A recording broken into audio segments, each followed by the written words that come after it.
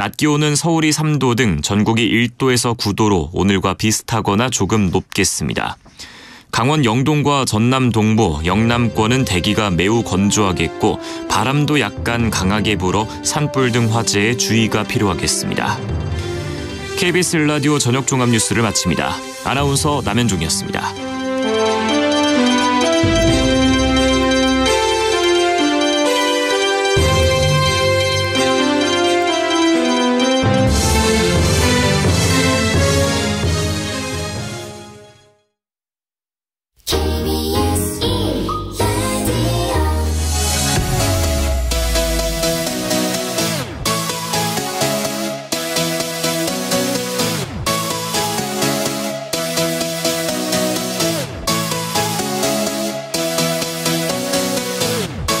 KBS 열린 토론.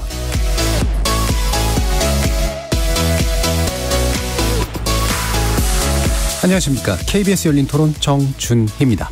검찰 장악하고 마구잡이로 수사할 때도 기소하지 못했던 사건을 이제 와서 특검하자고 하는 주장을 국민 누가 믿겠습니까? 누구에게나 성역 없이 공평하게 적용해야 합니다 불구하고 검사 출신 대통령의 눈치, 이야기만 듣고 있는 것은 아닙니까? 주호영 국민의힘 원내대표, 박홍근 더불어민주당 원내대표의 목소리 차례로 들어보셨는데요. 오늘부터 시작된 2월 임시국회에서 여야는 강한 대결 국면을 이어갈 것으로 보입니다. 민주당은 김건희 여사 특검 그리고 이상민 행안부 장관 탄핵안을 추진하겠다고 하죠. 이재명 대표에 대한 검찰의 연이은 소환 조사가 공정성을 잃은 정치 탄압용이라고 보고 있는 건데요. 또 다른 한편 급등한 난방비로 인한 서민 고충을 덜기 위해 정부 여당과 민주당이 각각 관련 대책을 발표했는데 상대당의 대책을 두고 포퓰리즘이라는 비판을 하고 있습니다.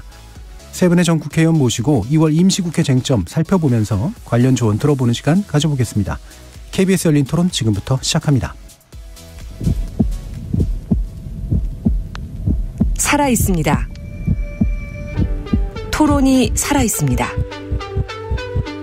살아있는 토론, KBS 열린 토론. 토론은 라디오가 진짜입니다. 진짜 토론, KBS 열린 토론. 오늘 토론 함께해 주실 세 분 소개해드립니다. 이현주 전 국민의힘 의원 나오셨습니다. 네, 안녕하세요. 부드러운 카리스마 이현주입니다. 신경민 전 더불어민주당 의원 함께하셨습니다. 네, 안녕하세요. 신경민입니다. 여영국 전 정의당 의원 자리해 주셨습니다. 네, 여영국입니다. 반갑습니다. 문자로 참여하실 분은 샵 9730으로 의견 남겨주시면 됩니다. 단문은 50원, 장문은 100원의 정보 용료가 붙습니다. KBS 모바일 콩 그리고 유튜브를 통해서도 무료로 참여하실 수 있습니다. 자, 일단 첫 번째 그 내용은 이재명 대표 연관된 사안으로 지금 진행되고 있는 부분들 좀 짚어보려고 하는데요. 지금 이재명 대표는 이제 마지막 조사다 3차까지는 가겠다라고 이제 지금 의견을 밝혀 있는 그런 상태이긴 합니다. 어느 정도까지 지금 검찰 조사와 수사의 방향이 만들어져 있고 어떻게 결론 지어질 거라고 보시는지 한번 또 의견을 들어보죠. 이현주 의원님부터 말씀 주시죠. 네. 근데 뭐 사실은 지금 나와 있는 사실들만 가지고 사실인지 모르겠지만 어쨌든 보도된 것만 가지고 판단하기에는 좀 섣부른 감이 있고요. 지금 이제 그 쌍방울권 이 김성태 회장이 일단 이제 국내에 송환이 됐습니다만 좀 찝찝한 것은 이제 약간 의심스러운 것은 어쨌든 한 번도 본 적이 없다라고 했는데 전화 통화도 했다 뭐 이렇게 이제 나오잖아요. 이제 그러다 보니까 그게 뭔가 연기가 막 이렇게 모락모락 피어오르는 그런 느낌이죠. 근데 사실은 또 한편 보면 그럼에도 불구하고 우리가 이제 범죄가 구성되기 위해서는 연결고리가 있어야 되잖아요. 근데 아직까지 뚜렷하게 연결고리가 이렇게 많이 피의 사실이 공표됐는데도 연결고리로 보이는 것은 아직까지 나오진 않은 것 같아요. 근데 좀 지켜봐야 될 것 같다 이렇게 말씀드리고요. 다만 제가 좀 지적을 좀 이 국면에서 하고 싶은 게 어쨌든 이게 남북 관계고 이렇게 하다 보니까 이게 이런 의혹 자체가 그렇게 좋아 보이진 않습니다. 예. 그리고 이게 사실이라면 정말 심각한 문제다. 그런데 이게 수사가 어떻게 마무리될지 모르지만 이게 수사가 좀 마무리돼서 확인된 사실로 나오기 전까지는 네네. 저는 누가 이런 걸 자꾸 흘리는지 모르겠지만 굉장히 부적절하다는 생각이 들어요. 왜 국민들이 이런 생중계를 계속 보면서 우리가 무슨 수사하는 사람들이 아니잖아요. 네. 근데 이렇게 파편화돼 있는 사실들을 국민들이 지금 퍼즐 맞추기를 해야 되는 상황이고 그러다 보면 이렇게 항상 국민들이 지금 아까 난방비 잠깐 언급하셨지만 국민들의 관심사는 민생이고 난방비고 이런 것들인데 네. 이거가 아니라 이제 TV만 켜면 계속 이런 수사하는 상황들이 그냥 실시간으로 중계되는 상황들. 저는 이것이 헌법 위반이기도 하고 피의사실 공표죄이기도 하고 우리 사회가 지금까지 민주주의가 발전해 오면서 그런 것들이 저는 좀 상당히 개선되었다라고 자부를 해야 하는데 예. 굉장히 걱정이 된다. 왜 이렇게 가고 있는가. 그래서 검찰 수사하는 쪽에서도 알아서 수사 열심히 하시고요. 국민들은 결과만 알고 싶다. 예. 그러니까 생중계하고 이런 거는 헌법에도 위반되고 적절치도 않기 때문에 자제했으면 좋겠다는 생각이 듭니다. 저희가 원래 금요일에 논논논 코너라고 해서 보도 비평 같은 거 많이 하는데 거기에서 딱 얘기하시면 굉장히 괜찮았어요. 예, 그런 내용이네요. 예, 기본적으로 이제 대장동 건이 됐건 쌍방울 관련된 건이 됐건 만약에 그게 사실이라면 상당히 심각한 문제이겠으나 왜 이게 이제 자꾸 이제 완결되지 않은 퍼즐을 가지고 자꾸 이제 국민들로 맞추려고 하는지 모르겠다. 그보다 더 중요한 문제들도 또 꽤 있는데 이런 의견을 주셨습니다. 그렇죠. 좀 지긋지긋하죠. 솔직히 말씀드리면. 예. 네. 신 의원님부터 말씀 주시죠. 거기에 일단 동감은 하는데 검찰이 죽어도 그렇게 변할 리는 없다. 예. 변해야 됩니다. 제가 변해야 검찰 출입을 참. 제가 상당 그러면 심각한 조직이에요. 검찰 출입을 상당 기간 해봤는데요. 예. 검사 조직의 특성상 그리고 검사들의 속성상 그게 그렇게 될 수는 없습니다. 예. 차라리 그냥 브리핑 제도를 도입을 해서 정식으로 온다면 또 모르겠는데 그렇게 해도 또 슬슬 흘리기 작전하고 그러면 기자들이 그 작전에 말려들지 않을 수가 없어요. 예. 이거 혹시 알아? 이런 거 혹시 들어봤어? 뭐 이러는데 그 유혹을 이겨낼 언론은 전 세계에 존재하지 않습니다. 그러니까 이 잠깐 중간에 이것만 말씀드리면 그래서 저는 어느 순간에는 이런 것들이 이제 쌓여가죠. 그러다 보면 억울한 사람들도 있을 거고요. 어느 순간에는 저는 이거에 대해서 철저하게 근절하는 어떤 시간이 와야 된다고 생각합니다. 예. 자, 신 의원님. 자, 지금 상황으로 봐서는 이제 성남 FC는 대충 마무리가 됐고 지금 대장동이 굉장히 시끄러운 와중에 쌍방울로 넘어갔단 말이에요. 그런데 지금 대장동 두 번째 소환을 하겠다라고 그러고 사실 이게 날짜 잡기가 굉장히 어려울 거고요. 그리고 날짜도 굉장히 아마 먼 미래로 갈 겁니다. 세 번째 소환 말씀하시는 거죠? 그렇죠. 사실상 그 3차 소환이라는 게 별로 의미는 없을 거예요. 그리고 이미 지난번 서울중앙지검 출두해서 서면 진술로 가름을 했고 그때 이미 이재명 대표가 검찰이 가지고 있는 자료를 대개는 일별 내지는 들었거든요. 그러니까 그거 갔다 오고 나서 얼굴이 좀 좋아졌다고 그래요. 그래서 뭐 그게 뭘 뜻하는 건지 잘 모르겠습니다만은 그러니까 아마 또 부르니까 가겠다고 하는 게 아마 그런 거하고 연관이 있을 것 같아요. 근데 지금 쌍방울이 터졌단 말이에요. 쌍방울도 엉뚱하게 변호사 비용 대납이 아니고 대북 송금이 터져가지고 지금까지 나왔던 모든 얘기보다도 더 큰 사안입니다. 사안으로 봐서는. 그래서 이 대북 송금 문제가 지금 김성태 전 회장의 입을 통해서 액수가 구체적으로 나왔다는 것은 이건 민주당 입장에서나 이재명 대표의 입장에서 이 보통 사안이 아닙니다. 더구나 김성태 회장이 인천공항에 도착하면서 보였던 그 태도. 난 전혀 모릅니다. 그리고 뭐 이재명? 그렇죠. 모릅니다. 뭐 이랬는데 얘기가 다르거든요. 모릅니다는 이미 날아갔어요. 그리고 뭐 내에 한 벌 사입은 것밖에 없다는 이재명 대표의 얘기도 이미 날아가 버렸습니다. 이미 두 사람은 하여튼 뭐 뭔진 잘 모르겠지만은 접촉이 있었고 잘 알 수밖에 없는 상황이라는 것이 이미 판명이 났고 이것이 그러면은 대북 송금하고 연관이 돼 있단 말이야. 이것은 도대체 진실이 뭐야. 이런 걸로 지금 관심이 넘어갔거든요. 예. 그래서 이 사안은 민주당으로서나 이재명 대표로서나 굉장히 심각한 국면이다. 그리고 이것은 이거야말로 증거를 가지고 얘기를 해야 되고 예. 증거를 내놓고 얘기를 해야 되는 것이지 카더라라는 어떤 진술만 가지고 얘기해서는 안 되는 거 아니냐라는 생각을 가지고 있습니다. 예. 이게 사실로 입증이 된다 그러면은 이건 뭐 정말 빼도 박도 못하는 거죠. 그런데 사실이 아니라 그러면 이보다 더한 모함은 없습니다. 그렇습니다. 예. 그래서 이거 아니면 저겁니다. 그래서 지금 굉장히 심각한 국면이다. 예. 이렇게 봅니다. 예. 사안의 심각성이 또 이제 새로운 국면으로 가고 있는데 이게 이제 결과적으로는 이제 증거 가지고 또는 사실 가지고 다툴 문제여서 어느 쪽이 됐건 상당한 상처가 생길 가능성이 되게 높은 그런 이슈가 되고 있는 것 같네요. 여영국 의원님 말씀 주시죠. 일단 지금 이제 이재명 대표 사법 처리 문제를 둘러싸고 사실 이제 수사 영역도 있고 정치의 영역이 사실 있는 거거든요. 네. 그런데 사실 정치의 영역이 수사 영역에 완전히 사법 영역에 종속되는 좀 먹혀버리는 좀 이런 국면이 계속 지속되고 있고 확대되고 있는 게 상당히 좀 우려스러운 지점입니다. 만약에 조금 전에 우리 신경민 전 의원께서 말씀했다시피 우리 왜 흔히 전에 이야기할 때 강한 부정은 또 강한 긍정을 뜻한다는 역설적 이야기를 하기도 하는데 이제 신작 소설 쓰고 있다 이렇게 강한 부정을 좀 하셨단 말이죠. 이재명 대표가.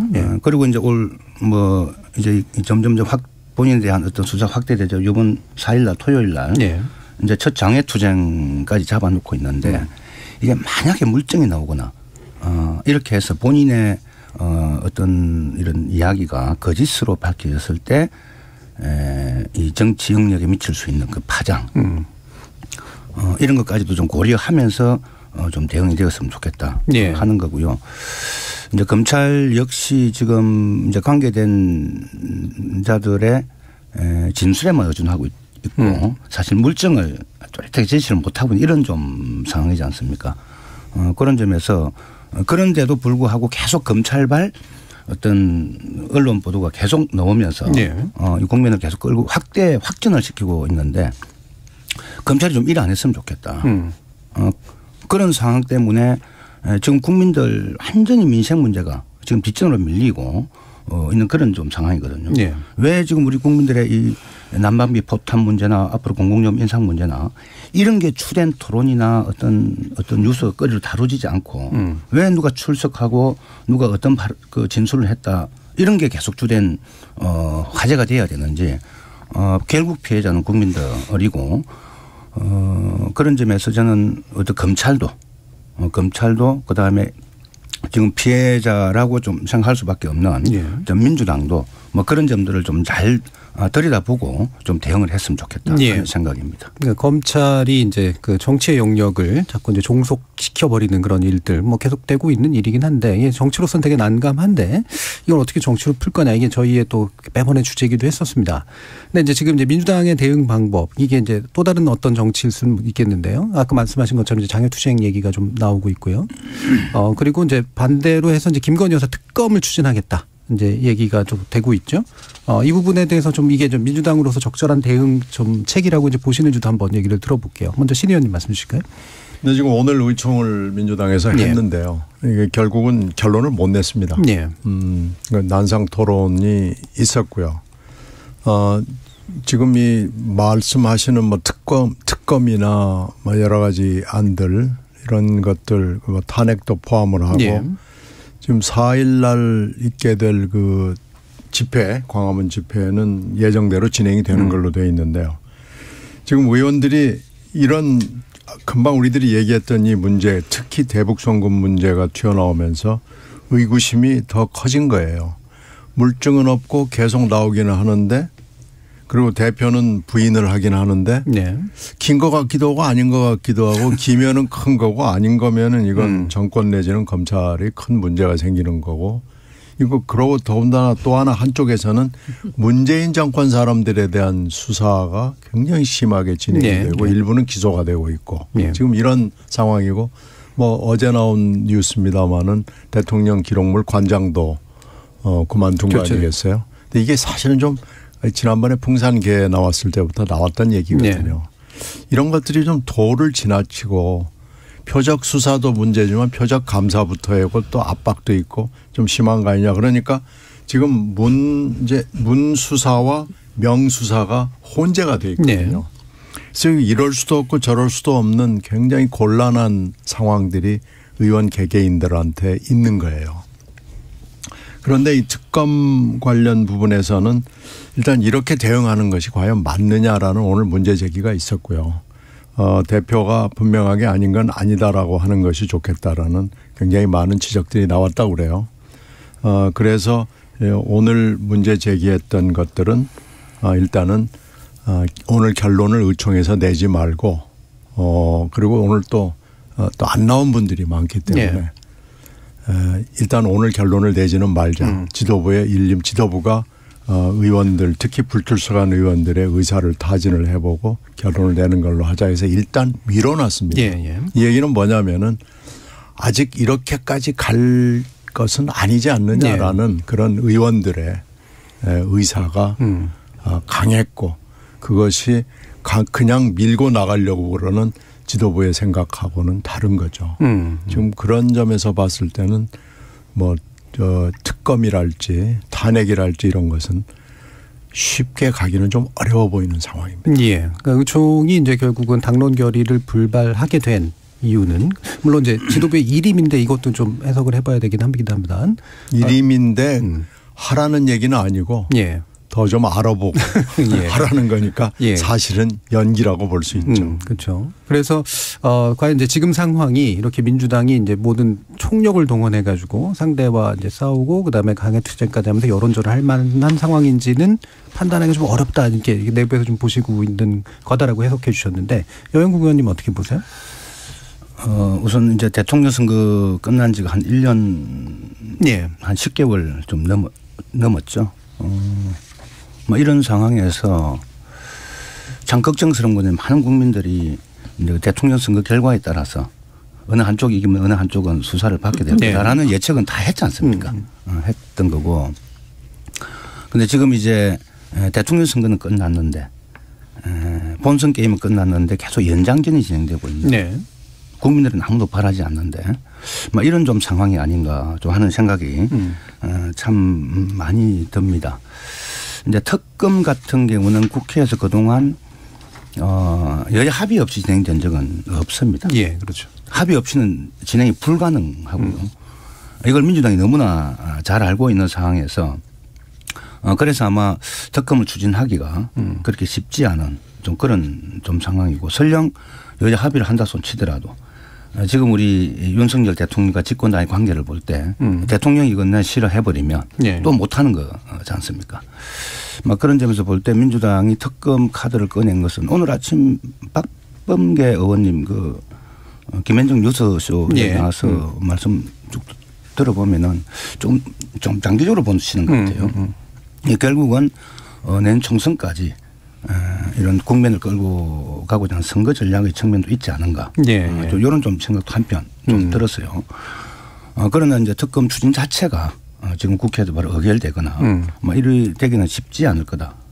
그러나 김건희 그 여사의 주가 조작 의혹은 네. 뭐 지금 2월 10일 날 선고를 앞두고 있습니다만 속속 좀 밝혀졌지 않습니까? 밝혀지고 그 공소유지를 담당했던 공판검사 등등이 지금 싹 바뀌었거든요. 예. 뭐 어떤 분은 자천이라 하고 어떤 사람은 그냥 뭐 이동이라 하고 하긴 하는데 이런 상황들.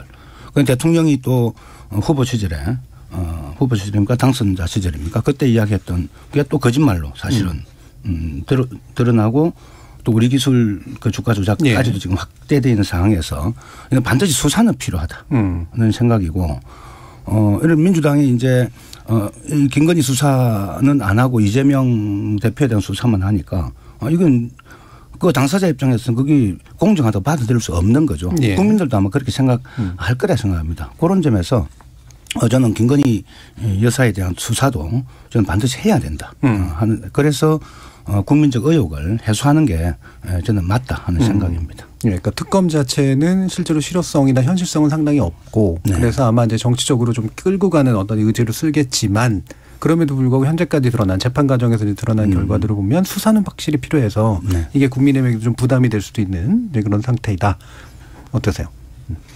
네, 그 보면 이제 그 최근에 이렇게 여러 가지 이제 녹취록, 예. 재판 과정, 공판 과정에서 녹취록들 공개된 거라든가 이런 것들을 보면 좀 확실히 뭔가 좀 의혹이 커지긴 한 것 같아요. 김건희 여사 관련된. 네, 예. 그렇죠. 그러니까 그 전에는 뭐 국민들이 자세한 걸 잘 몰랐잖아요. 그런데 이제 굉장히 자세한 것들이 많이 드러나 있어요. 예. 그래서 이걸 뭐 결론적으로 유죄다 무죄다 이런 얘기를 이 자리에서 하긴 적절치 않고 그건 어차피 재판을 받거나 이제 수사를 해야 되는 거니까. 근데 다만 왜 수사를 안 하지?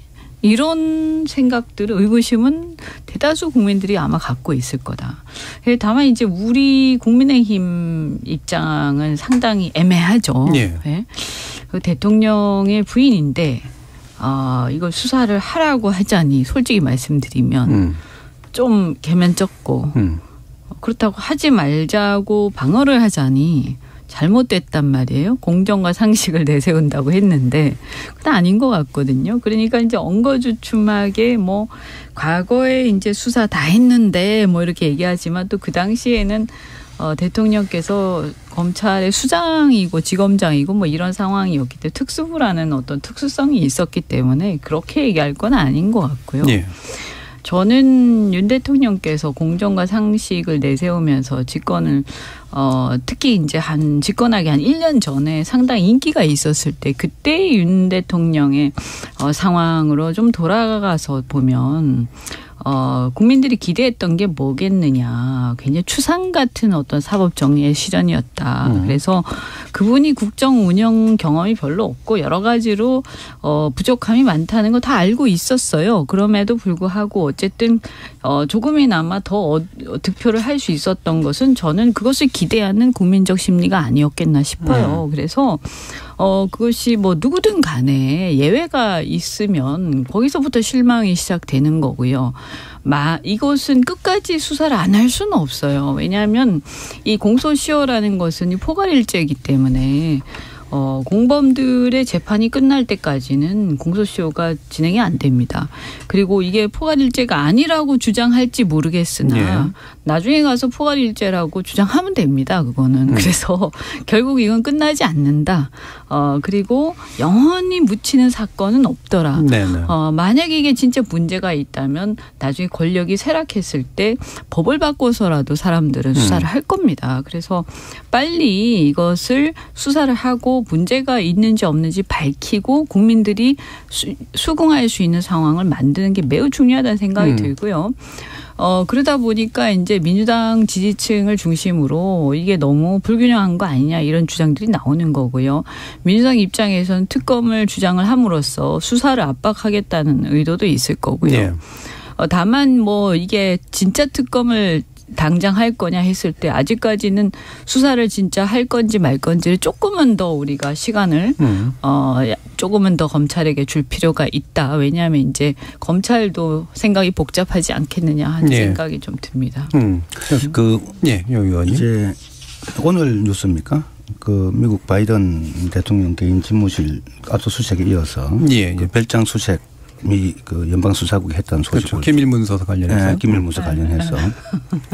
현직 대통령을 수사기관이 직접 압수수색하면서 수사를 확대하고 있는 이런 문제를 좀 한국 검찰이 좀 반면교사로 삼으면 네. 좀 그 말씀 꼭 드리고 싶습니다. 제가 한 말씀만. 예, 미국은 아마 FBI라서. 미국은 뭐 이런 경험이 사실은 많이 있어요. 역사를 뒤져보면. 당장 닉슨 때도 뭐 그렇게 했고요. 닉슨 때 뭐 그냥 막 들어가서 다 뒤졌거든요. 근데 지금 우리나라가 이제 기소 독점주의잖아요. 네, 제가 검찰을 쭉 관찰해 본 걸로는 수사와 기소를 하는 게 독점적으로 하는 게 권력이죠. 그런데 실제로는 수사와 기소를 안 하는 게 더 큰 권력입니다. 그렇죠. 네, 이게 훨씬 더 큰 권력이에요. 그래서 만약에 한동훈 법무가 지휘하는 그런 검찰과 윤석열 정권이 운영을 하는 이런 검찰이 진짜 공정과 상식에 맞는 말 그대로 그런 약속을 지키겠다 그러면은 이재명도 수사하고 그리고 김 여사도 수사하고 그래서 나오는 대로 기소하고 그러면은 아마 영구집권 하라는 얘기가 나올지도 모릅니다. 이런 정도의 그 철인 정치인이라면 이건 우리가 왕처럼 모시고 살아야 된다라는 얘기가 나올 가능성이 저는 있다고 보는데 이건 그냥 하는 얘기이기 때문에 최소한 한 10%는 네. 당장 오를 것 같아요. 이루어지지 않을 일이기 때문에 제가 그냥 꿈 비슷하게 말씀을 드리는데 문재인 검찰에서도 수사를 했지 않냐 그런데도 안 나왔지 않느냐라고 여러분들이 얘기를 해요. 그런데 문재인 검찰의 검사들도 검찰총장의 부인을 수사할 만한 담력을 가진 검사는 없습니다. 예. 그러니까 그 얘기는 저는 그만 좀 국민의힘 분들이 하시는 게 좋겠다. 설득력이 좀 궁색하죠, 사실은. 자, 그럼 또 오늘 이 얘기도 좀 다뤄봐야 되는데요. 이게 이제 한참 또 정치 쟁점이 이제 되려고 하는 그런 순간이어서요. 원래는 이제 약간 소문처럼 이제 했던 것 중에 하나가 이른바 이제 천공이라는 사람이 대통령 관저 이전 과정에 개입했다라는 설들이 좀 있었는데 이제 목격했다. 그러니까 목격담은 아니고요. 목격 있었다라고 하는 거를 전 이제 육참 총장의 발언을 빌어서 이제 부승찬 국방부 전 대변인이죠. 이 사람의 이제 저서를 통해서 또 얘기가 나오면서 이 사건이 좀 커지고 있는데 이것도 상당히 좀 큰 파장이 있을 수 있는 그런 이야기라서 한번 짚어봤으면 좋겠습니다. 일단 대통령실이고 경호처는 이제 부인한 상태고요. 한번 이 부분 신 의원님부터 좀 말씀해 주실까요? 이 문제는 파장이 보통 크지 않을 것 같아요. 네. 이미 그 김종대 의원이 이 건으로 이 비슷한 얘기를 했다가 그렇죠. 고발이 돼가지고 이미 고발인 조사하고 피고발인 조사까지 마쳤거든요. 그런데 이게 만약에 사실이 되면 김종대 의원이 무고로 대통령실을 고소해도 대통령실이 할 얘기가 없을 정도고요. 그게 문제가 아니고 이게 그냥 끝날 수가 없는 게요. 사진 자료는 없다고는 하지만은 이 증인들이 너무 많아요.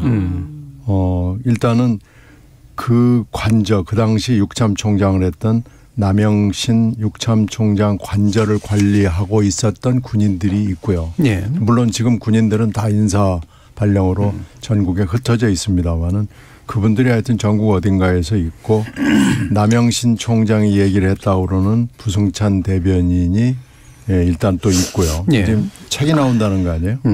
그리고 사진은 없습니다만은 문자니 이런 건 있다고 그래요. 이렇게 되면은 지금 일단 수사가 진행 중이기 때문에 수사도 하지 않을 수가 없고 국회가 가만히 있을 수가 없어요. 네. 당장 운영위가 있고 법사위도 있고 또 이제 관련되는 또 국방위가 또 가만히 있겠어요. 각 위원회들이 있죠. 이거 이제 국조하자고 그러고 특검하자고 그러고 이게 또 난리 칠 겁니다. 물론 특검 결사항전으로 국민의힘이 맞겠죠. 그래도 하여튼 이거 얼마나 시끄럽겠어요. 거기다 이제 대통령실 관련돼 있죠. 김건희 여사 관련돼 있죠. 천공 관련돼 있죠. 그러면 천공을 데려다가 얘기를 들어야 되지 않겠어요. 네. 그리고 지금 대통령 김용현 경호처장도 지금 그럴 거고요. 아마 경호처장 그런 사실이 없다고 펄펄 뛰겠지만 네. 동선을 파악하고 지금 차량도 인식이 돼 있다는 거 아니에요? 차량 2대 나눠 타가지고 와 있다는데 그 차량도 번호판도 어딘가 기록이 남아 있을 거고요. 이 기록이 없어진다 그러면 이게 또 하나의 문제가 될 겁니다. 네. 이 기록이 남아 있거든요. 어딘가에는 기록이 남아 있습니다.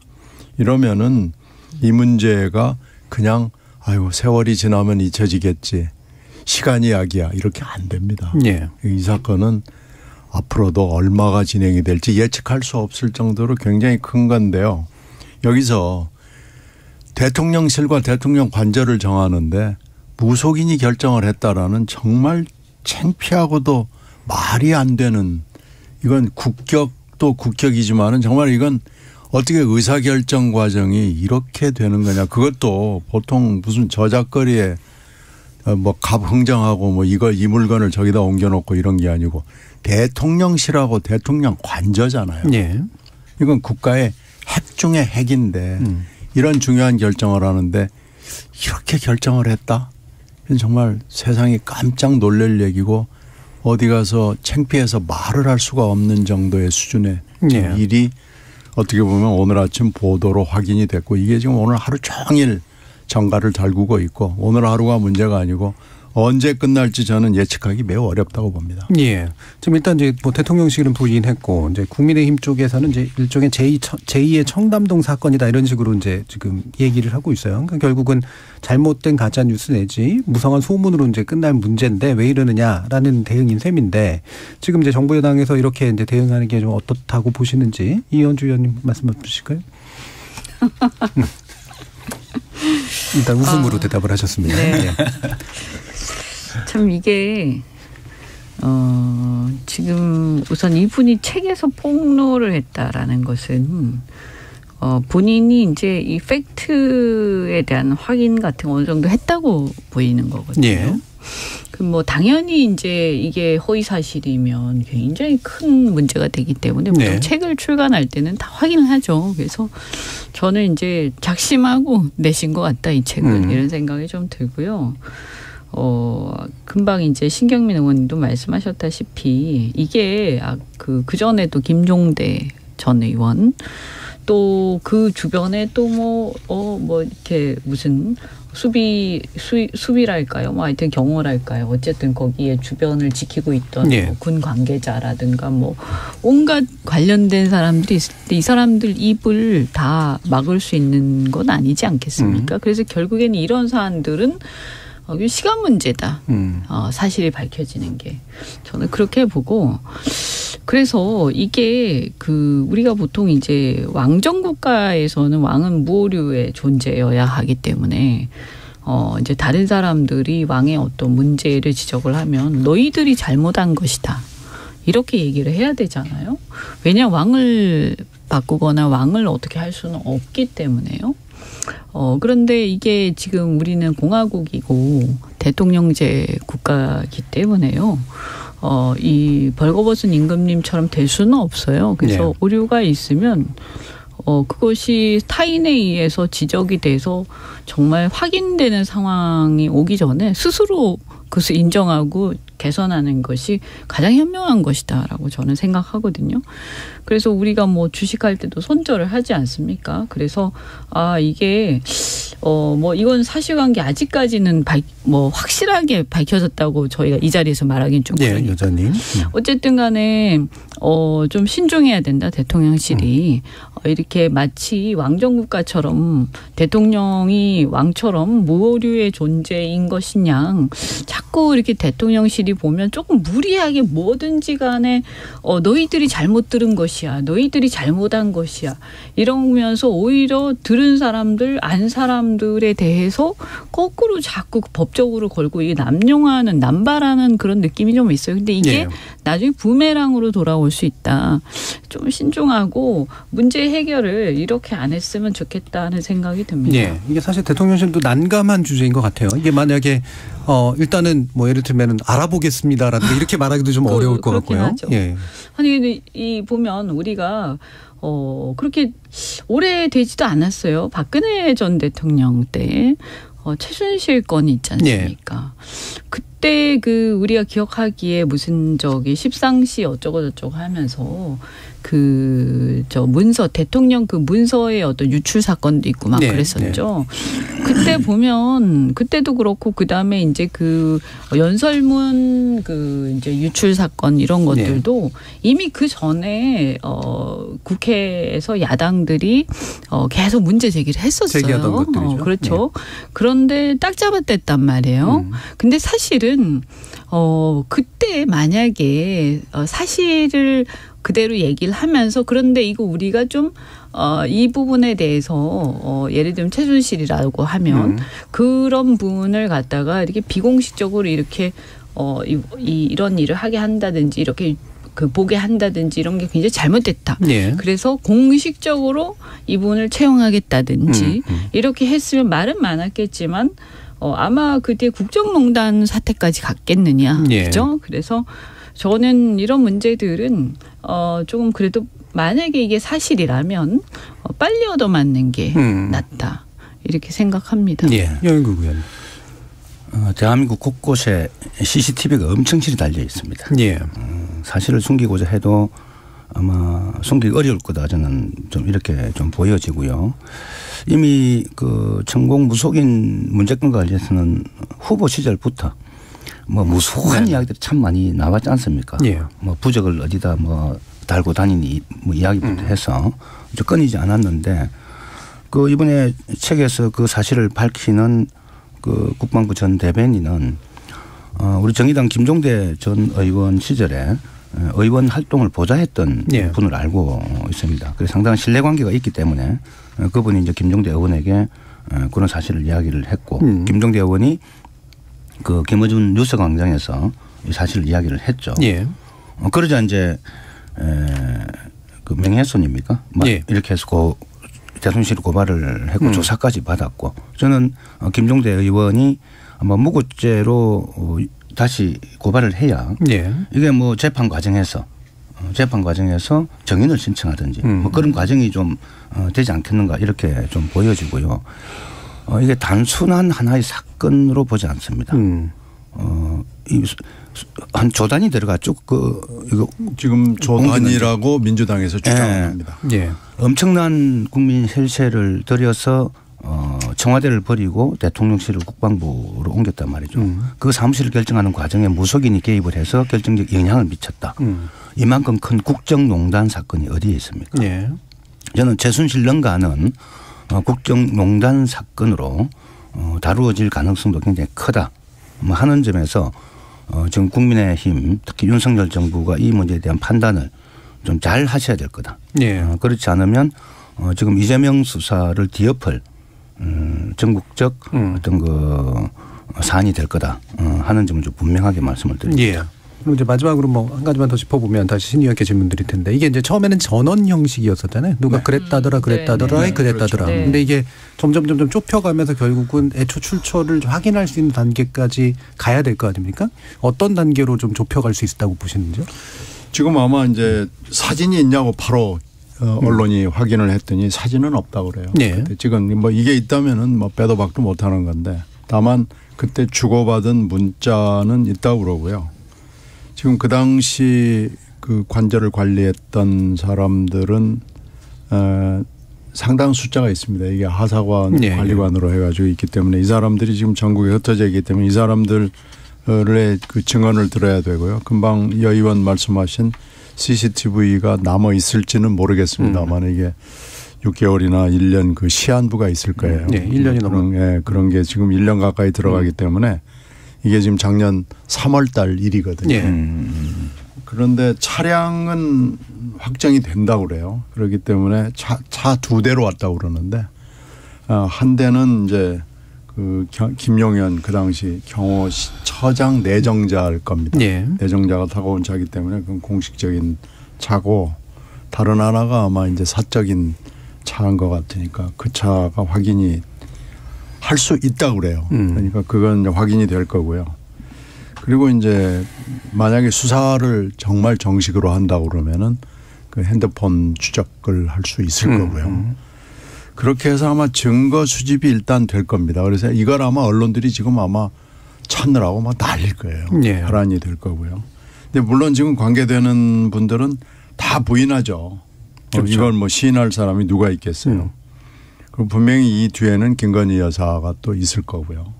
그러니까 다 부인하고 대통령실도 공식으로 부인하고 이걸 사실로 보이는지 뭐 확인해 보겠다만 해도 뭐 뒤집어지기 때문에 일단은 원래 하여튼 뭐든지 부인하는 게 첫 번째거든요. 첫 번째가 도망가는 거고 두 번째가 부인이거든요. 그래서 1도, 2부, 3백 그러거든요. 그게 이제 수사받는 사람들의 그 원칙입니다. 예. 그러니까 지금은 지금 그 단계인 것 같아요. 그래서 예. 지금 아마 이제 언론이 아마 시작을 할 거고 바로 국회가 지금 현재 2월 달이 국회가 열리는 시간이기 때문에 바로 지금 말씀드린 운영위, 법사위, 국방위 등등 해서 바로 국회 소집 요구가 들어갈 거고요. 여기서 이제 증인 채택 가지고 엄청 싸울 겁니다. 네. 그 과정에서도 여러 가지가 있을 거고요. 지금 아마 이제 천공 연락처니 뭐 이런 데 아마 불이 나고 있을 거예요.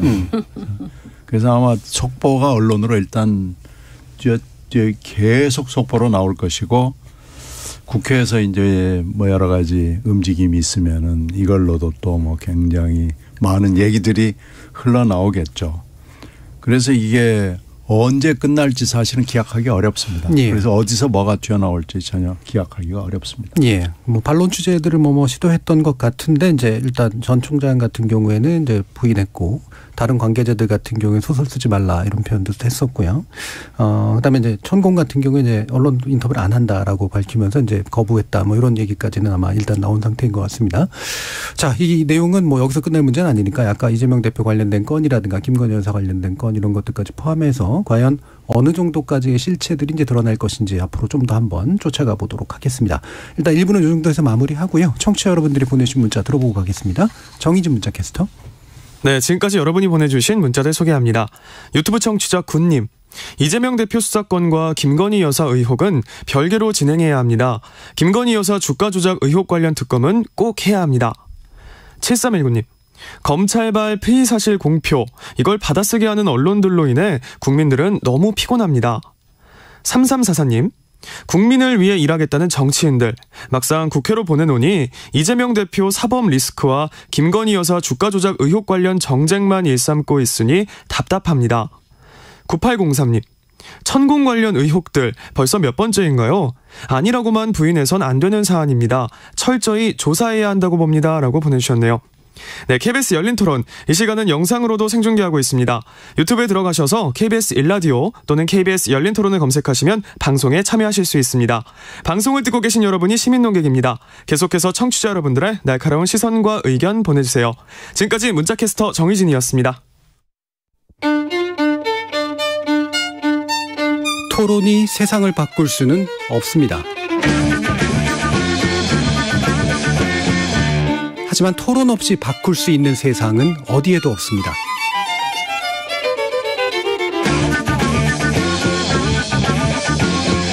세상의 선한 변화를 갈망하는 당신. 정답이 아니라 질문의 힘을 믿는 당신. 우리 KBS 열린 토론에서 만납시다.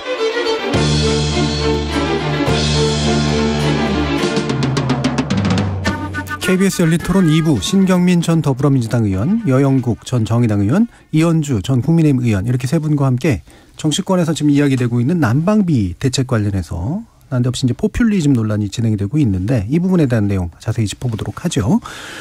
일단은 난방비가 몰랐고요. 앞으로도 오르게 될 가능성이 훨씬 더 높은 그런 상태인데 이것을 둘러싸고 이제 각자 니탓하고 있는 그런 상태죠. 현재 정부 여당은 문재인 정부 탓이다. 민주당은 지금 윤 정부가 잘못하고 있어서 그런 거 아니냐라고 하는 문제로 가고 있습니다. 여영국 의원님 네. 어떻게 보십니까? 제가 그제 오랜만에 이제 목욕탕 네. 갔는데 목욕탕 비용이 30% 넘게 네. 올랐어요. 네. 네. 어제죠, 어제. 깜짝 놀랐습니다. 이런데 국민들은 당장 지금 내 발등에 불이 떨어져 있는데 니 탓 내 탓 공방하는 게 네. 얼마나 참 꼴보기 싫겠습니까? 참 한심하기 짝이 없는 막 그런 좀 상황이라 보여지고요. 아니 어떤 정부에 의해서 뭐 작년에 이미 문재인 정부도 4월 달에 2번이나 네. 올렸지 않습니까? 윤석열 정부도 작년에 2차례 걸쳐서 총 이제 한 38%입니까? 이 정도 가스비가 올랐다 말이죠. 그럼 이건 누구를 탓할 문제가 아닌 거죠. 예. 그럼 이런 상황에서 국민들이 이 기후 위기로 인해서 또 혹한기가 올 수도 있고 하기 때문에 사실 예고를 해야죠. 이 난방비 폭탄 나올 수 있으니까 이게 대해서 정부가 적절한 대책을 세우겠다. 예. 이런 방법 말 한마디 없었습니다. 집권당도 제1야당도 정부도 말 한마디 없었습니다. 뭐 아시다시피 일본 같은 경우에 작년에 가스비와 전기료를 인상을 하면서 그 부담이 국민한테 온다는 거 이미 예고를 했습니다. 하고 작년 10월 달에 그래서 올해 2023년 1월부터 9월까지 그 부담을 정부가 좀 덜어주겠다 해서 4만 5천엔 약 뭐 하나로 치면 한 43만 원쯤 되죠. 그 이미 지급을 결정을 했거든요. 그런데 이제 이 문제가 불거지고 나서도 윤석열 정부 무왕자왕하지 않습니까?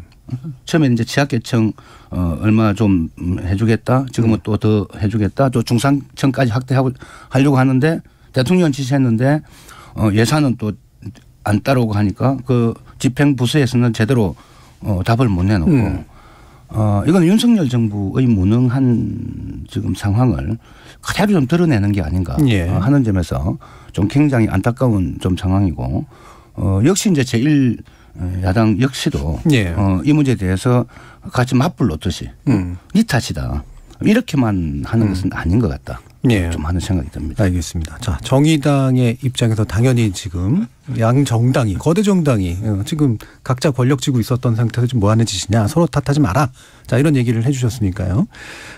지금 어떻게 정부 여당에서 추진하고 있는 건 지금 뭐 난방비를 주긴 주겠는데 기초생활수급자 차상위 계층 뭐 이렇게 주겠다는 얘기인데 이 부분이 확대될 수도 있을 것 같긴 합니다만 영국 의원님 말씀 들어보면은 말은 그렇게 해도 실제로 어떻게 집행단위에서 할 수 있을지는 굉장히 혼란스러운 상태다라는 말씀이신데 자 내탓 공방과 함께 이현주 의원님 한번 말씀 들어주세요. 그 니탓 내탓 공방은 뭐 저도 굉장히 한심하게 생각하고요. 근데 일단 저는 이 문제는 우리가 이제 국제 관계 그다음에 경제 질서가 어떻게 돼가고 있고 이런 걸 좀 먼저 이해하고 볼 필요가 있다. 그렇게 보면 지금 이제 물가 상승이 굉장히 걱정되는 상황이죠. 이제 미국 같은 경우는 물가가 그래도 많이 잡혀가고 있는데요. 근데 우리나라는 지금 아주 뜬금없이 올해 엄청 오를 것 같아요. 이제 공공 분야 때문이에요. 그렇죠. 우습게도. 참 이런 우스운 상황에 놓여 있는데 이거는 지금 정부가요. 이거 경제정책을 주관하는 경제부총리나 이런 쪽에서 이 문제 심각하게 바라봐야 될 것 같아요. 이게 왜 이렇게 되고 있는지. 전 세계가 물가 잡는다고 난리인데 우리는 공공이 앞서서 지금 올리고 있는 상황이고요.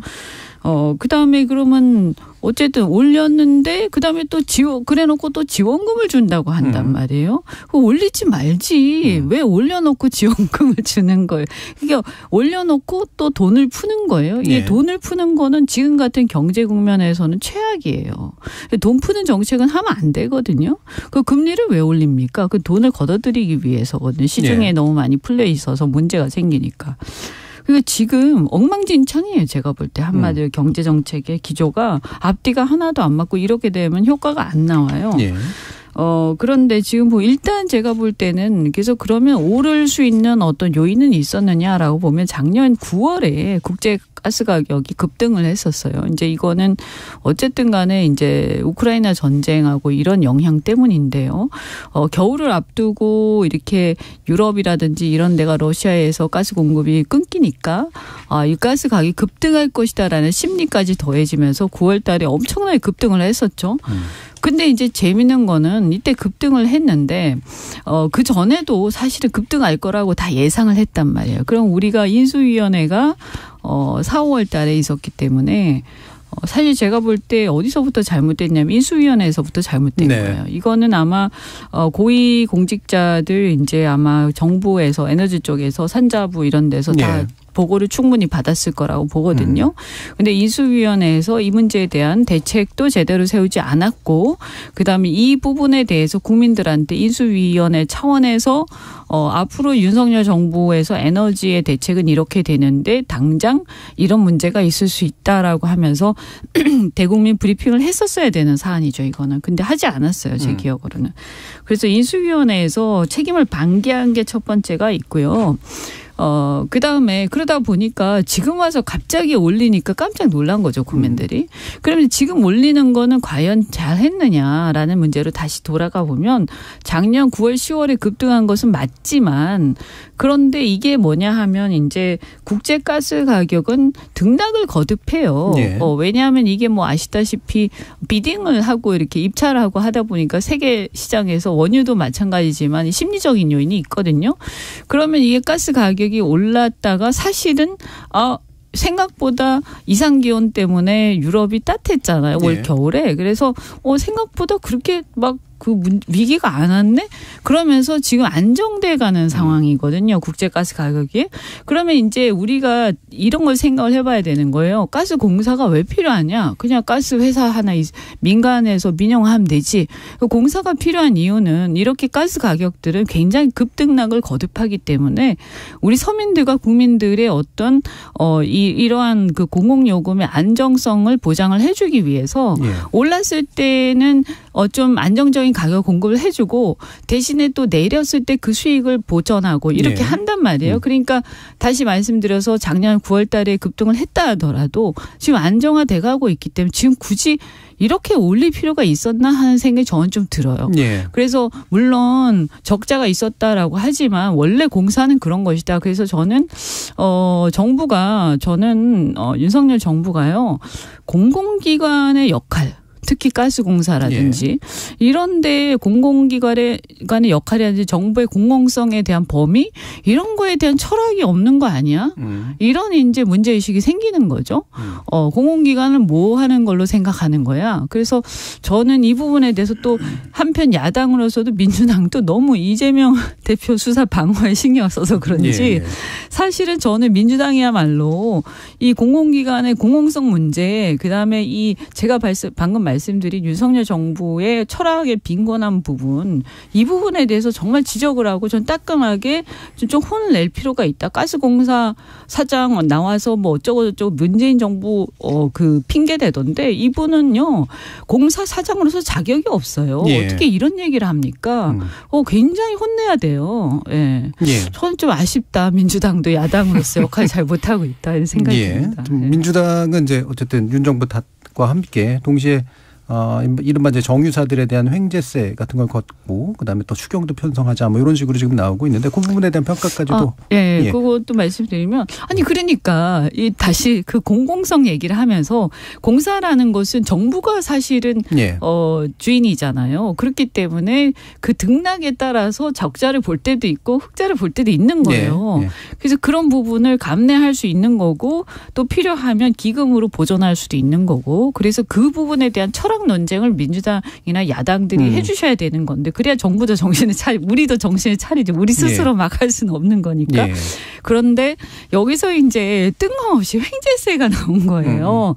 그래서 저는 무슨 말인지는 알겠어요. 문제의식은 알겠는데 저는 지난 대선에서도 그렇고 민주당이 항상 이렇게 너무 포퓰리즘적으로 나간다 문제를 해결하는 데 있어서 그래서 시장의 어떤 원리에 좀 반하는 굉장히 즉자적이고 자극적인 포퓰리즘적 정책을 자꾸 제시를 하다 보니까 그게 국민들한테 순간적으로 와닿을 수는 있지만 또 생각 있는 국민들이 보면 이게 수권 정당으로서 이게 시장에서 맞는 얘기냐 횡재세라는 것이 너무 과격한 얘기 아니야 이런 생각이 들거든요. 그리고 과연 이게 실현이 되겠냐 이게.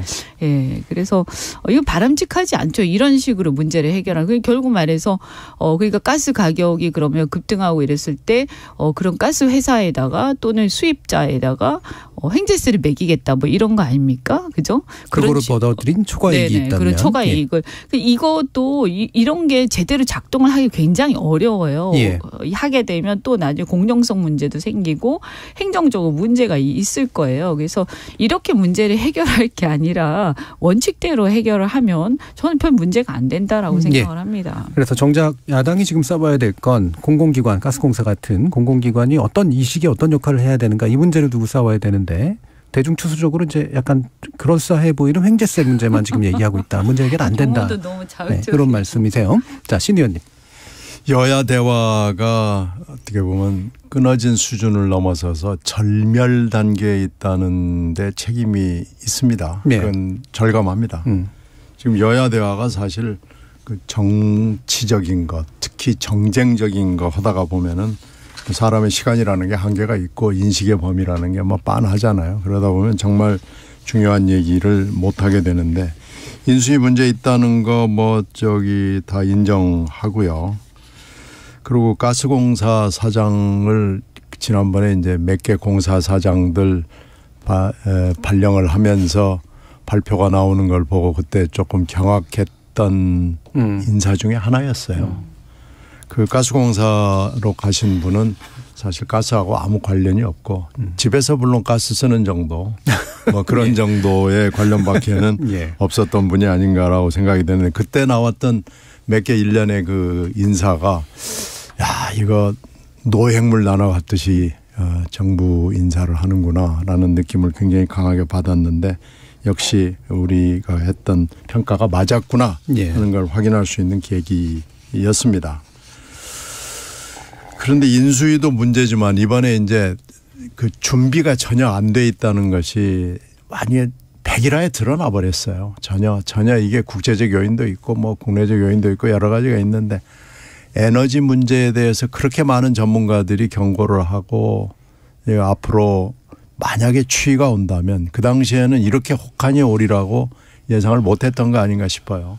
근데 만약에 혹한이 온다면 아마 올해 에너지 이 어려움은 대단할 것이다라는 얘기들을 했는데 아무도 그 얘기를 주워 담지 않았습니다. 근데 이제 일이 터졌잖아요. 일이 터져가지고 난리가 나는 상황이 되니까 또 허둥대는 거예요. 근데 사실 이 정도 문제가 되면은 산자부 장관하고 기재부 장관 둘이 나와서 그렇죠. 얘기를 해야 됩니다. 그런데 엉뚱하게 대통령실의 경제수석이란 분이 턱 나와가지고 얘기를 하는 거예요. 기획수석이죠. 아니 그래서 이게 왜 이런가 그랬더니 지지도가 떨어지니까 그런 거예요. 그 지지도가 뚝 갑자기 올라가던 게 꺾이면서 툭 몇 %, 떨어지니까 갑자기 대통령실 수석들이 나와가지고 막 얘기를 하는데 사실 그 내용은 뭐 에너지 바우처니 뭐 최하위 계층에 대해서 지원한다 하는 것은 사실은 산자부 장관이 해도 충분한 얘기고 그게 사실은 뭐 하늘에서 뚝 떨어진 정말 새롭고 창의적인 아이디어가 아니고 이런 이슈가 생길 때마다 관료들의 그 서랍 속에 공무관 밑에 들어있었던 겁니다. 그게 뭐 엄청난 얘기도 아니에요. 근데 그걸 갑자기 대통령실의 수석들이 나와서 얘기를 하는 이런 상황이 된 걸 보고 정말로 아무도 준비를 하지 않았구나라는 것을 웬만한 사람들은 다 짐작을 하게 된 겁니다. 저는 이게 가장 큰 문제라고 생각하고요. 국회가 지금 사실 정치적인 문제에 정쟁에 몰두하느라고 이런 이슈에 대해서 여러 가지 경고 사인이 있음에도 불구하고 주목하지 않았다는 것은 우리 국회의 구조 특히 여야의 구조에 문제가 있다고 생각합니다. 이 부분도 고쳐야 됩니다. 그래서 지금 현재 벌어지고 있는 일들은 너무너무 잘못됐다는 것을 다시 국민들한테 보여줬기 때문에 이 부분에 대해서 좀 얘기를 해야 되고 횡재세 문제 한마디만 말씀드리면 아마 횡재세가 이게 일반적인 세금은 아니에요. 이것도 굉장히 제한적이고 몇 나라에서 하고 있는 걸로 아는데 이것도 이제 그 굉장히 많은 토론 끝에 채택이 됐고 문제가 있다는 지적을 받고 있기 때문에 특히 이 횡재세를 낸 기업들이 손해볼 때 그러면은 이걸 보전세가 있느냐라는 데 대해서 논리적 취약성이 있거든요. 그리고 이게 제한적으로 정말로 횡재가 생겼을 때 하는 거기 때문에 일반적인 세금이 아니고 아주 극히 예외적이고 제한적인 거에 하는 거거든요. 그러다 보면 아마 횡재세 도입을 가지고 하다가 날 새서 1, 2년 그냥 갈 겁니다. 그러면 지금 당장 추워서 뭐 사망하는 사람들이 생기고 이 고통을 받고 또 물가 문제 때문에 힘들어하고 이러는 걸 또 제껴놓고 횡재세를 하냐마냐 하고 논란을 하다가 쌈박질하다가 끝나버릴 가능성이 높기 때문에 저는 이 부분에 대해서는 분명하게 반대입니다. 예. 이렇게 접근해서 될 일 문제가 아니고요. 이거 분명하게 이건 우리가 뭘 잘못했다는 거 지금 대충 지적이 나와 있기 때문에 이거부터 고쳐가지고 빨리빨리 대응을 하고 그리고 지금 산자부하고 기재부는 뭐하고 앉아 있는지 지금까지도 흔적이 없습니다. 도대체 이분들은 저 눈치만 보고 있는 건지 뭐 하시는 분들인지 그럼 빨리 그만두고 다른 분들이 좀 와서 일을 할 수 있게 해 주시든지 가스공사도 굉장히 중요한 일을 해야 되는데 지금 이렇게 문재인 정부 험담하고 욕하는 일에만 전념을 하고 있을 때가 아닌 것 같습니다. 예. 생제세 같은 경우에 이제 예를 들면 국민들은 큰 피해를 보는데 큰 부담을 안는데 오히려 그 기업들은 역으로 큰 이익을 보는 뭐 예를 들면은 국민들 지금 부채가 많은 가운데 금리가 인상되면서 국민들의 엄청난 부담은 늘어나는데 오히려 금융사들은 더 큰 이익을 보는 뭐 이런 어떤 이상한 현상. 저는 이런 것을 막기 위해서는 행제세 같은 검토할 필요는 있다 반드시. 그런데 이제 이 국면에 이미 정의당 우리 장혜영 의원이 이미 작년에 행제세 이야기도 하고 또 재난연대세 이야기도 했습니다. 이 재난이 닥쳤을 때 함께 이겨내기 위해서 했는데 이제 그런 거에 대해서는 사실 민주당도 쳐다보지도 않았거든요.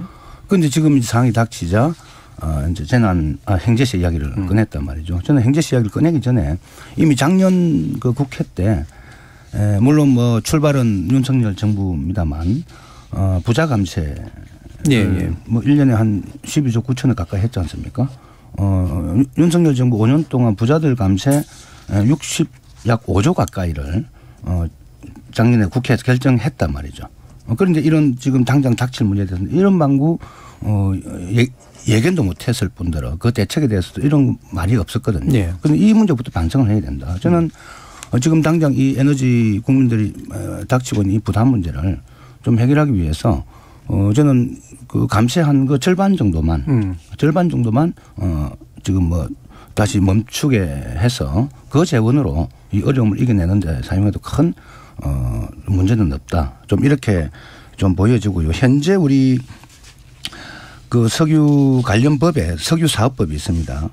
18조의 석유의 수입 판매 부과금 제1조 2항에 보면은 국제 석유 가격의 현재한 등락으로 인하여 지나치게 많은 이윤을 얻게 되는 석유 판매업자 또는 석유 수출입업자에게 산업통상부 장관이 부과금을 징수할 수 있다. 이렇게 명시가 되어 있습니다. 정부에서 이거 거두면 됩니다. 그래서 정부가 의지만 있다면은 행제세에 가까운 정책을 지금 현재 관련 법에 의해서 또 충분히 집행할 수 있다 하는 말씀을 추가로 좀 드리겠습니다. 예. 그럼 한 두 가지 정도를 그럼 지적해 주신 건데 일단 애초에 원인 자체가 이제 부자 감세 같은 뭐 이거는 주로는 이제 법인세라든가 이런 부분을 아마 얘기를 하시는 걸 텐데요. 종부세 관련된 것도 있고요. 이 부분에서 이제 줄어드는 세수 문제를 지금이라도 빨리 좀 교정하는 게 필요하다. 그리고 그거를 뭐 지원금이 됐건 또는 뭐 요금 보조가 됐건 간에 그런 식으로 쓰는 게 좋다. 그리고 행제세라고 굳이 이름 붙이지 말지는 별개로 친다고 하더라도 기본적으로 이 현재 법령으로도 초과이익 부분에 대해서 어느 정도는 정부가 손을 댈 수 있는 부분이 있기 때문에 그거는 지금 고민할 수 있다. 이런 이제 의견으로 좀 정리가 좀 되고 있습니다. 자, 그러면 현실적으로 좀 어떤 게 그럼 더 대책들이 될 수 있을지 한번 더 의견을 들어볼게요. 이현주 의원님 어떠세요? 아니 그러니까 우리가 지금 쭉 얘기를 들어보면요. 이런 거잖아요. 지원금 주고 바우처로. 그다음에 미수금 걷어야 되니까 난방비는 올려서 요금은 올려받고 그다음에 또 뭐 야당에서는 행제세를 걷자 그래서 또 메꾸자 이러고 근데 가만히 생각해 보면 그냥 손 안 대면 되는 거예요. 손 안 대면 손 안 대고 원래 가스공사가 자기가 해야 할 원래 공공성의 역할을 잘 하고 있고 그러면 이제 이것은 올라갔다 내려갔다 하는 거기 때문에 예를 들어서 가스 가격이 급등해서 미수금이 많아지고 올리고 그다음에 요금을 그만큼 따라서 추적해서 올리기에 부담스러울 때는 그럼 그건 당연히 정부의 기금이나 예산으로 메꾸는 거죠. 네. 그 정부 예산이 그런 거 하라고 있는 거 아닙니까?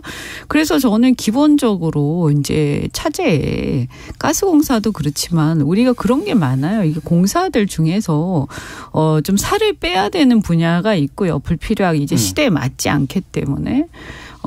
그다음에 또 어떤 것은 우리가 보면 이상하게 공사가 일반 민간 회사들하고 경쟁을 할 거면 뭐하러 공사가 필요합니까? 네. 그러면 그냥 해체하는 게 맞는 거죠. 근데 그게 아니고 공사가 고유의 어떤 역할을 해야 되는 게 있거든요. 이런 것처럼 이제 가스 가격의 급등의 시장 영향을 받을 때 우리 서민들을 위해서 안정된 가격으로 가스를 공급할 수 있게 하는 것. 네. 이것이 이제 가스 공사의 또 하나의 공무원의 역할이고요.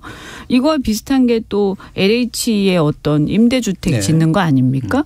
이런 거라든지 이런 몇 가지의 공공적 기능이 있는데 이런 것들에 대해서까지도 계속 무슨 적자다 흑자다 이러면서 하는 게 저는 좀 문제가 있다. 그럼 뭐하러 공사를 만드냐 우리가.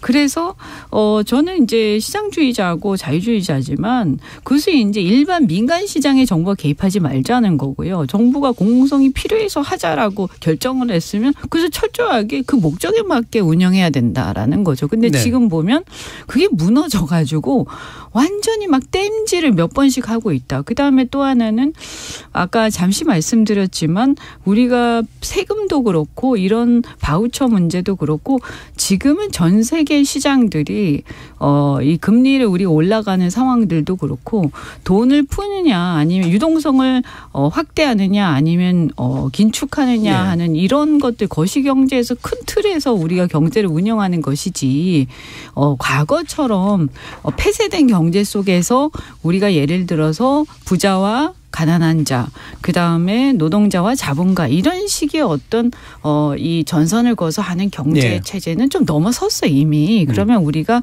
지금은 긴축을 하는 상황이잖아요. 그게 네. 우리 경제를 위해서 바람직하고요. 물가 때문에. 그러면 사실은 감세도 좀 조심해서 자제해야 됐어야 되는 네. 거죠. 마찬가지로 바우처 같은 방식으로 자꾸 남발하는 것은 뭐하러 하는지 모르겠어요. 그래서 저는 사실은 또 야당에서도 그렇고 국회에서 이 경제부총리 그러니까 지금 기재부의 경제 운영 방식에 대해서 좀 따져 물어야 된다라는 생각이 듭니다. 알겠습니다. 네. 자, 그럼 1분 정도씩 또 마무리로 한번 다른 두 분의 의견 더 들어보도록 하죠. 신 의원님. 지금 이 국회가 지금 뭐 행정부의 문제는 좀 있는 것 같아요. 윤석열 행정부가 뭐 여러 가지 지금 인선이나 특히 뭐 산자부 장관에 대한 불만은 좀 나왔던 것 같고요. 또 기재부 장관에 대한 불만도 네. 좀 있는 것 같고요. 그리고 가스공사도 있는 것 같고 인선 문제는 논외로 하고 뭐 당연히 지금 지적받아야 될 거고요. 국회가 그러면은 현실 이슈에 대해서 빨리빨리 대응할 수 있는 체계를 갖추는 것이 굉장히 중요하다 그러는데요. 국회 제도를 그렇게 만들 수 있습니다. 네. 그건 다른 나라 선례를 보면 현안 이슈가 터졌을 때 국회 상임위원회를 열지 않을 수가 없도록 만들면 되거든요. 그런데 지금 우리나라는 방학이 너무 많고요. 네, 네. 그리고 상임위도 지금 하나만 하게 돼 있잖아요. 이러니까 왜 상임위를 하나만 해요? 그리고 상임위 열기가 굉장히 어렵습니다. 네. 왜냐하면 여나 야가 한쪽이 아예 안 하겠다 그러면 못 열거든요.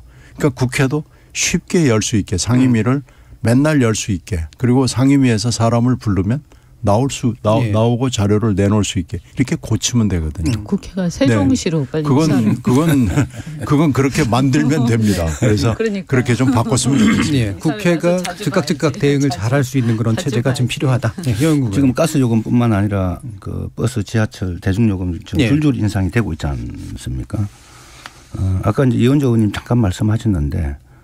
어떤 공사가 운영되는 공사를 만들어 운영되는 그 기관에 대해서는 정부가 책임을 좀 져야 됩니다. 네. 예를 들면 서울 지하철 1조 2천억 적자 난다고 시민들에게 그 요금을 증가를 시켰습니다. 그 이제 주된 이유가 이제 무임승차 만 65세 이상 뭐 이런 걸 핑계 삼았는데 이미 이 이야기는 문재인 정부 시절에 서울 지하철 노동자들이 그 무임승차로 인한 적자폭이 계속 커지고 있고 그 부담이 점점 노동자들한테 구조적으로 와닿고 있다. 이래서 그 정책은 정부와 서울시가 했는데 왜 그 부담을 우리 노동자들이나 시민들한테 져야 되느냐 했지만 대책을 세우지 않았습니다. 예. 지금 윤석열 정부 이제 뭐 오세훈 서울시장이죠.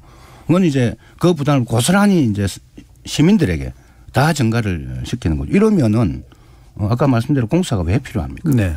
그래서 그런 점에서 정부가 최소한의 역할을 좀 해야 되고 버스 요금 같은 경우도 결국은 그 버스 회사들도 뭡니까 이제 영업이익이 예. 그 수백조 나고 또 분배금도 많이 주고 있다. 이게 자료로 드러나고 있는데 버스 요금을 더 인상을 시키면 시민들한테 고스란히 부담이 되고 결국은 그 이익은 버스 업자들이 다 가지 않겠는가. 예. 뭐 이런 점에서 정부가 특히 이제 공공요금에 대한 정부의 책임 예. 역할을 다 해야 된다. 알겠습니다. 하는 말씀 좀 드리겠습니다. 자, 오늘 KBS 열린 토론 2월 임시국회가 해야 될 일들 그리고 정부가 해야 될 일들 짚어봤는데요. 오늘 토론 함께해 주신 세 분, 여영국 전 정의당 의원, 이현주 전 국민의힘 의원, 신경민 전 더불어민주당 의원 세 분 모두 수고하셨습니다. 감사합니다. 고맙습니다. 참여해주신 시민 연객 여러분 감사합니다. 지금까지 KBS 열린 토론 정준이었습니다.